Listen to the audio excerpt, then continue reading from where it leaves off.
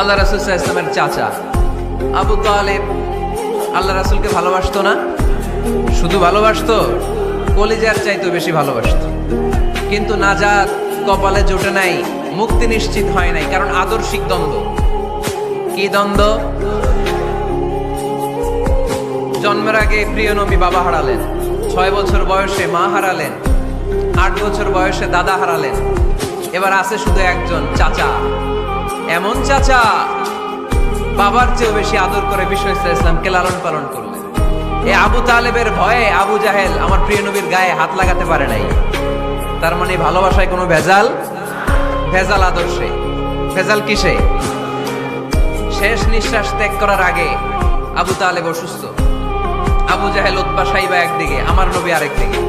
আমার প্রিয় নবী বললেন, চাচা আজীবন আপনি ছাতার মতো আমাকে আশ্রয় দিয়েছেন, আজীবন আপনি বাবার মতো কোলেপিঠি করে মানুষ করেছেন, একবার শুধু আমার কানে কানে বলেন লা ইলাহা ইল্লাল্লাহ মুহাম্মাদুর, বাকিটা আমি আল্লাহর সাথে বুঝে নেব।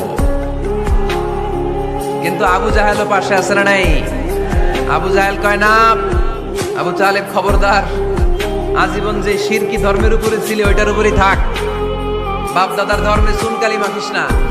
একবার আবু তালেব প্রিয় নবীর নুরানি চেহারার দিকে তাকায়, মনে মনে ভাবে এখনই পড়ে ফেলি কালিমা, মুহাম্মদের আদর্শই আমার আদর্শ বানায় ফেলি।